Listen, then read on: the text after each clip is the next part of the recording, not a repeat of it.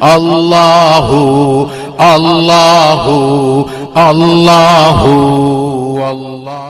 ایمان ہے کیا؟ اللہ کے نبی نے فرمایا دل سے اس بات کو پہچاننے اور زبان سے اقرار کرنے اور ارکان پر عمل کرنے کا نام ایمان ہے۔ ایسا نہیں ہے کہ صرف زبان سے اقرار ہو اور دل میں کھوٹ ہو اور دل میں ایمان ہو، زبان پر کھوٹ ہو، ایسا نہیں ہونا چاہیے۔ اگر ایمان رکھتا ہے تو وہ دل سے، سچے دل سے اس کی تصدیق بھی کرے اور اس کے بعد زبان سے اقرار بھی کرے۔ اگر وہ شخص ان دونوں چیزوں کو کرتا ہے تو سمجھ جائیے وہ سنی صحیح العقیدہ مسلمان ہے۔ حضرات محترم، روایتوں میں آتا ہے آج کا دور کیا ہے پتہ ہے آپ لوگوں کو؟ آج کا دور اتنا پرفتن دور ہے کہ جگہ جگہ لوگ ایمان کے ڈاکو بن کر کے گھوم رہے ہیں اور ہمارے بھولے بھالے مسلمانوں کے ایمان کو برگلانے کی کوشش کر رہے ہیں۔ میرے دوستو یاد رکھیے کہ روایتوں میں آتا ہے، حضرت انس بن مالک رضی اللہ تعالیٰ عنہ سے روایت ہے، اللہ کے نبی صلی اللہ تعالیٰ علیہ وسلم نے ارشاد فرمایا کہ جس شخص کے اندر 3 چیزیں پائی جائے تو سمجھ جانا کہ اس نے ایمان کی مٹھاس کو پا لیا ہے۔ کس کی؟ ایمان کی مٹھاس کو۔ مٹھاس کتنی اہمیت کہاں میں آپ لوگوں کو معلوم ہے؟ گلاب جامن ہے، اگر گلاب جامن میں اگر شکر ہی نہ ڈالا جائے تو بتائیے کیسا لگے گا؟ اچھا لگے گا؟ حلوہ آپ نے تیار کیا ہے، اگر حلوے میں شکر ہی نہیں ڈالیں گے تو بتائیے اس حلوے کا کوئی ذائقہ آئے گا؟ نہیں آئے گا۔ چکھنا تو دور کی بات ہے، لوگ اسے پورے دان میں ڈالتے ہوئے نظر آئیں گے۔ اللہ کے نبی صلی اللہ تعالیٰ علیہ وسلم نے فرمایا کہ جس شخص کے اندر 3 چیزیں پائی جائیں تو سمجھ جانا کہ اس نے ایمان کی مٹھاس کو پا لیا۔ یا رسول اللہ صلی اللہ تعالیٰ علیہ وسلم وہ 3 چیزیں کیا ہیں؟ تو اللہ کے نبی صلی اللہ تعالیٰ علیہ وسلم نے فرمایا کہ اس کے دل میں اللہ اور اس کے رسول کے لیے محبت یہ تمام چیزوں سے سب سے زیادہ ہونی چاہیے۔ اگر کوئی شخص نبی پاک سے ایسی محبت کرتا ہے تو سمجھ جانا کہ اس نے ایمان کی مٹھاس کو پا لیا ہے۔ اور حدیث پاک میں آتا ہے، اللہ کے نبی نے ارشاد فرمایا ہے، لا یؤمن احدکم حتی اکون احب الیہ من والدہ وولدہ والناس اجمعین۔ نبی پاک علیہ الصلوۃ والتسلیم نے ارشاد فرمایا تم میں سے کوئی شخص اس وقت تک مومن کامل نہیں ہو سکتا ہے جب تک کہ میں اس کے نزدیک اس کے والدین، اس کی اولاد، حتیٰ کہ تمام لوگوں سے زیادہ محبوب نہ ہو جاؤ۔ اب دیکھیے کتنی بڑی بات ہے، تمام لوگوں سے زیادہ اگر ہمیں کسی سے محبت کرنی ہے تو مدینے والے تاجدار سے محبت کرنی ہے۔ حضرات محترم، دوسری بات نبی کریم علیہ الصلوۃ والتسلیم نے ارشاد فرمایا کہ جو اگر کوئی مسلمان سے محبت کرے تو وہ خالص اللہ تبارک و تعالیٰ کی رضا کی خاطر محبت کرے۔ تیسری چیز، یا رسول اللہ تیسری بات کیا ہے؟ تو اللہ کے نبی صلی اللہ تعالیٰ علیہ وسلم نے ارشاد فرمایا کہ جو مسلمان ایمان لانے کے بعد کفر کو لوٹنے پر ایسا ناپسند کرتا ہو جس طریقے سے آگ میں جانے کو ناپسند کرتا ہو، اگر کوئی شخص ان 3 چیزوں پر عمل کر لے، ان 3 چیزوں کو اپنی زندگی میں، اپنے ذہن و فکر میں، اپنے دل میں اتار لے تو یقیناً جانیے گا اس نے ایمان کی مٹھاس کو پا لیا ہے۔ حضرات محترم، آج کل کچھ لوگ ہیں جو گلی گلی نگر نگر پھر رہے ہیں اور اس کے بعد ہمارے بھولے بھالے سنی مسلمانوں کو جا کر کے ورگلا رہے ہیں اور ان کے ایمان کو چھیننے کی کوشش کر رہے ہیں، ان کے ایمان کو برباد کرنے کی کوشش کر رہے ہیں۔ میں آپ حضرات سے گزارش کرنا چاہتا ہوں کہ آپ حضرات کسی بھی داڑھی ٹوپی والے کو دیکھ کر کے آپ ہرگز اسے مسلمان نہ سمجھیں، آپ داڑھی دیکھ کر کے یہ نہ سمجھیں کہ سنی صحیح العقیدہ ہے، آپ ٹوپی دیکھ کر کے جبہ و ازار دیکھ کر کے آپ یہ اندازہ نہیں لگا سکتے کہ ہاں اس کے دل میں کیسا عقیدہ ہے۔ میرے دوستو یاد رکھیے گا، ہمیں تو یہ حکم دیا ہے کہ ہم لوگ بدعقیدوں سے دور ہو جائیں، وہابیوں سے دور ہو جائیں، جائے، نجدیوں سے دور ہو جائے، دیوبندیوں سے دور ہو جائے، اہل حدیث سے دور ہو جائے، غیر مقلدین سے دور ہو جائے. ہمیں تو یہ حکم دیا گیا ہے. اور اس کے بعد کچھ لوگ اگر دکان میں جاتے ہیں، یہ لوگ گلی گلی گھوم کر کے اپنا چلہ بنا کر کے جماعت کے ساتھ لوگوں کے دکان میں جاتے ہیں. اگر ان سے کہا جائے کہ اے میرے بھائی تم کو اپنی دکان میں آنے مت دیا کر، تو پتہ ہے لوگ کیا کہتے ہیں؟ لوگ یہی کہتے ہیں کہ ارے کیا ہوا ہے، 10 منٹ کے لیے تو آیا ہے، کچھ بھی بتا کر کے چلا جائے گا، بات تو قرآن و حدیث ہی کی کرے گا، کوئی دوسری بات تو نہیں کرے گا.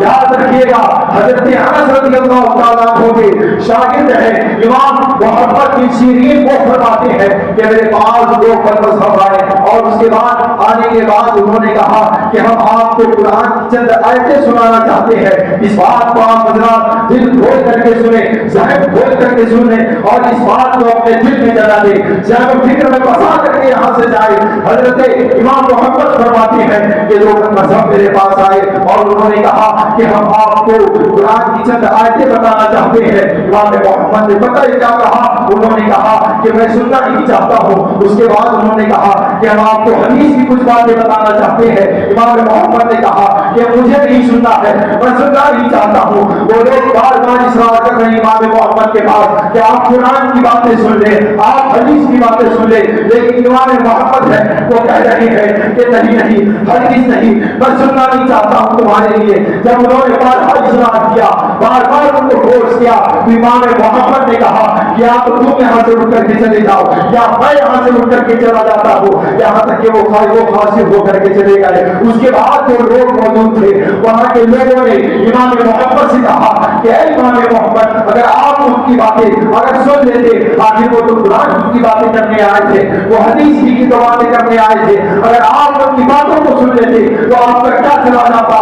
تو میرے دوست امام محمد کے اس جملے کو یاد رکھیے گا اور اس جملے کو اپنے دل میں بسائیے. امام محمد کہتے ہیں اگر وہ آتے ہیں قرآن و حدیث کی باتیں کرتے ہیں، مجھے یہ خوف ہے کہ وہ لوگ قرآن و حدیث کی باتوں کے ساتھ اپنی تعویلیں کر کے نہ بتا دیں، اور اگر میں نے تعویلوں کے ساتھ اس قرآن و حدیث کی باتوں پر غور و فکر کرنا شروع کر دیا تو میرے تمام کے تمام اعمال ضائع ہو جائیں.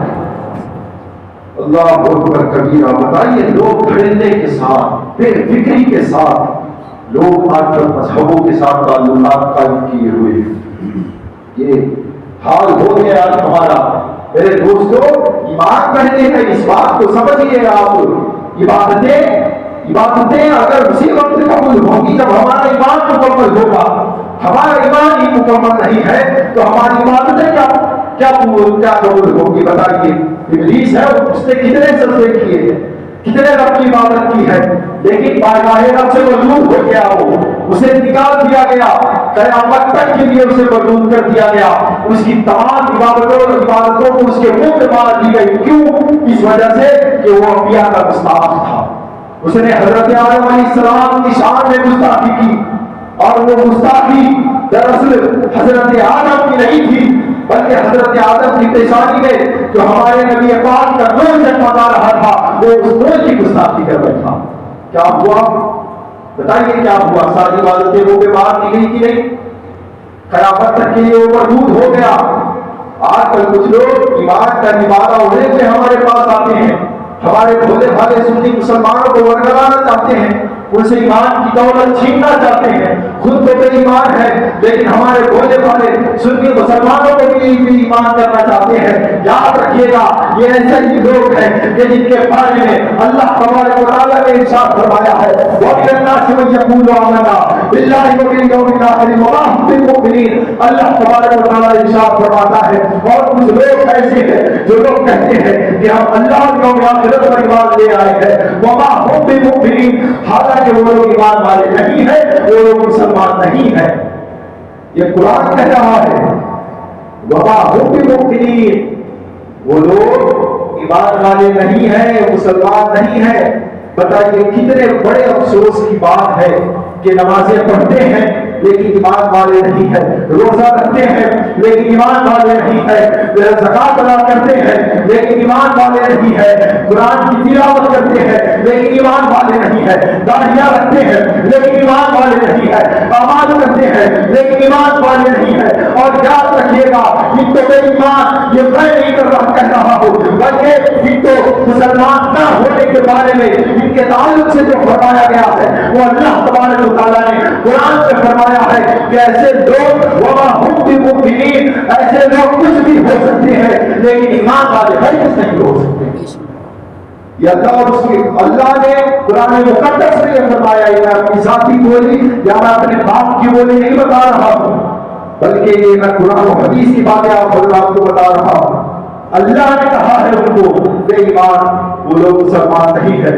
میرے دوستو، یہ جو آیت کریمہ ہے یہ مدینہ شریف کے ان منافقوں کے بارے میں نازل ہوئی ہے، اور جو سنیے گا ان منافقوں کے بارے میں نازل ہوئی ہے جو لوگ نبی کریم صلی اللہ علیہ وسلم کی رسالت کا بظاہر اقرار کیا کرتے تھے، بظاہر مانتے تھے کہ ہاں محمد عربی صلی اللہ علیہ وسلم اللہ کے رسول ہیں، بظاہر مانا کرتے تھے۔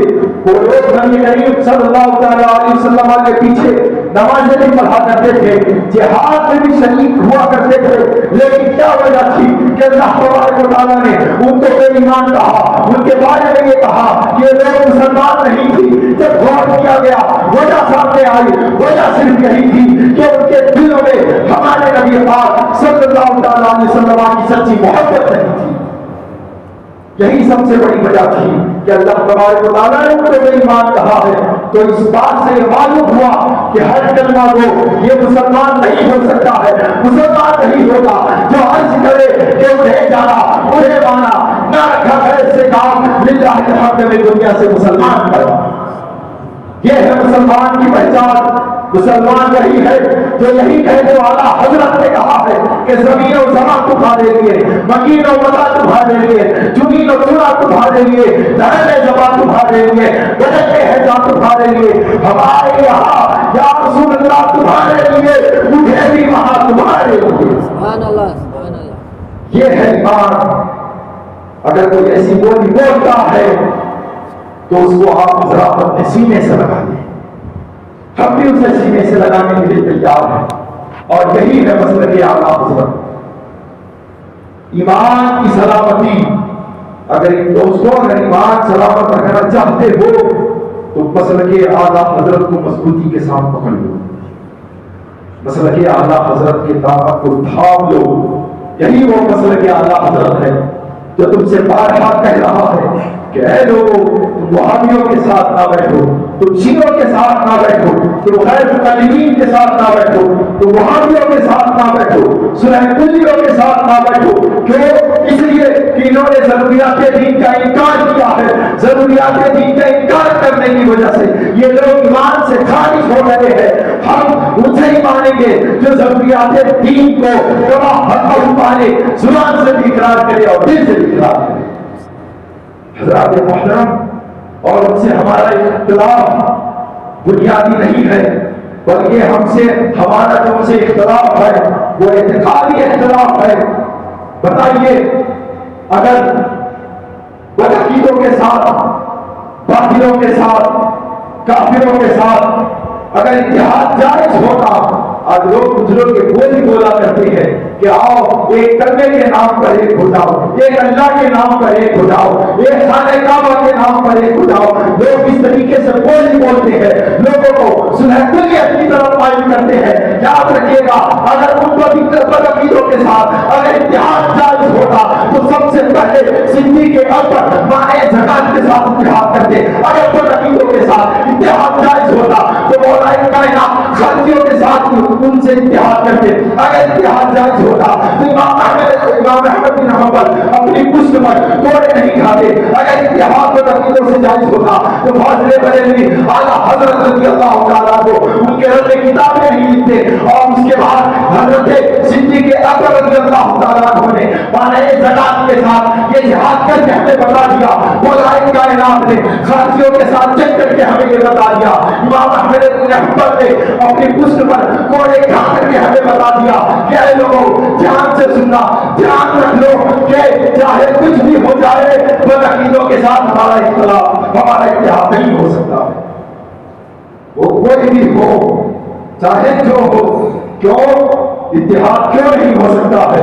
اس لیے کہ اللہ تبارک و تعالیٰ نے قرآن مقدس میں ارشاد فرما دیا ہے لا تجد قوما يؤمنون بالله وباليوم الآخر يوادون من حاد الله ورسوله ولو كانوا آباءهم أو أبناءهم أو إخوانهم أو عشيرتهم أولئك كتب في قلوبهم الإيمان. قرآن کی بات حضرات کو بتا رہا ہوں. اللہ تبارک و تعالیٰ قرآن مقدس میں فرماتا ہے اے میرے محبوب لا تجد قوما يؤمنون بالله وباليوم الآخر. اے میرے محبوب آپ ان کو ہرگز نہیں پاؤ گے جو لوگ اللہ اور اس کے اللہ اور یوم آخرت پر ایمان رکھتے ہیں اور وہ لوگ اللہ اور اس کے رسول کے دشمنوں کے ساتھ دوستی رکھتے ہیں. آپ ان کو ہرگز نہیں پاؤ گے چاہے وہ ان کے کوئی بھی ہو, چاہے باپ ہو, چاہے اولاد ہو, چاہے بھائی ہو اور عشیرت ہو, چاہے وہ ان کے کنبے والے کیوں نہ ہو. اولئک کتب فی قلوبہم الایمان. یہی وہ لوگ ہیں کہ جن کے دل میں اللہ نے ایمان کو نقش کر دیا ہے. جناب محترم سمجھیے اس چیز کو. اس لیے نبی پاک صلی اللہ تعالی علیہ وسلم نے آج سے 1450 سال پہلے ہی ہمیں بتا دیا کہ وہ لوگ جو آج گلی گلی نگر نگر پھر رہے ہیں, لوگوں کے ایمان کو ضائع کر رہے ہیں, لوگوں کے ایمان کو خراب کر رہے ہیں, نبی کریم صلی اللہ تعالی علیہ وسلم نے ان کے بارے میں پہلے ہی ہمیں خبر دے دی ہے. تم وہ نمازیں تو اتنی پڑھیں گے کہ تم اپنی نمازوں کو ان کی نماز کے سامنے حقیر جانو گے. وہ روزے اتنے رکھیں گے کہ ان کے روزوں کے سامنے تم اپنے روزے کو حقیر جانو گے. وہ قرآن کی تلاوت کریں گے لیکن قرآن کی تلاوت قرآن ان کے حلق سے نیچے نہیں اترے گا. صحابہ کرام حیران ہو گئے. ایک زمانہ ایسا بھی آئے گا کہ نمازیں بھی پڑھی جائیں گی, روزے بھی رکھے جائیں گے, قرآن پاک کی تلاوت بھی کی جائے گی, لیکن ہماری باتیں ان کے سامنے حقیر ہو جائیں گی. نبی پاک صلی اللہ تعالی علیہ وسلم فرما رہے, صحابہ نے پوچھا یا رسول اللہ کون لوگ ہوں گے؟ تو مصطفیٰ کریم صلی اللہ تعالی علیہ وسلم نے ان کی پہچان بھی ہمیں بتا دی ہے. پہچان کیا ہے؟ نبی پاک علیہ الصلوۃ والتسلیم نے فرمایا, حدیث پاک کے الفاظ ہیں, وہ لوگ سر کو منڈوائیں گے, سر منڈے ہوں گے, سر کو منڈوائیں گے اور پیجامہ بہت اوپر کر کے پہنیں گے. آج دیکھ لو, بتانے کی ضرورت نہیں ہے, زیادہ دور بھی جانے کی نہیں ضرورت ہے. اس مسجد سے آپ لوگ بارہا دیکھتے ہیں سر بھی منڈا ہوا ہے, پیجامے بھی اوپر ہے. اگر ایسے لوگوں کو دیکھ لو تو سمجھ جانا یہ کچھ بھی ہو سکتا ہے, لیکن یہ ہمارے رسول کا غلام نہیں ہو سکتا. ہمیں ان سے بچنا ہے. اور آج کل کچھ لوگ یہ بولی بھی بولا کرتے ہیں کہ ایک کلمے کے نام پر ایک ہو جاؤ اور ایک اللہ کے نام پر ایک ہو جاؤ. میرے دوستوں بتاؤ, جو لوگ ایسے اتحاد کی باتیں کرتے ہیں اور اتحاد بھی کرنا چاہتے ہیں, ہم سے بھی لوگ کہتے ہیں کہ آپ جو ہے اتحاد نہیں چاہتے. میرے دوستوں اتحاد ہم بھی چاہتے ہیں. ہمارا ان سے اتحاد اسی وقت ہوگا جب وہ لوگ اپنے اکابر علماؤں کی کتابوں کو لا کر کے چوراہے پر جلائیں اور اس کے بعد اپنے جتنے بھی اکابر اور مشائخ ہیں وہ تمام لوگوں کے عقائد کفریہ کا الگ اعلان لوگوں بتائے کہ یہ لوگ ہیں, انہوں نے باطل عقیدہ ہمیں دیا ہے. آج ہم ان تمام باطل عقیدوں سے توبہ کر رہے ہیں اور یہی بول رہے ہیں کہ انہیں جانا, انہیں مانا, نہ رکھا غیر سے کہا للہ الحمد دنیا سے مسلمان پیدا. اگر کوئی شخص ایسی بولی بولے گا تو سب سے پہلے ہم سے سینے سے لگانے کے لیے تیار ہے, ہم سے اتحاد کرنے کے لیے تیار ہے. لیکن یاد رکھیے گا, ایسے لوگوں سے اتحاد نہیں ہو سکتا ہے جو لوگ نبی پاک صلی اللہ تعالی علیہ وسلم کے گستاخ ہیں. لوگ اتحاد کی بات کرتے ہیں, ایک کرنے کے نام پر ایک ہونے کی بات کرتے ہیں, کہتے ہیں کہ تمام مسلمان ہیں, سب کے سب ایک ہو جاؤ.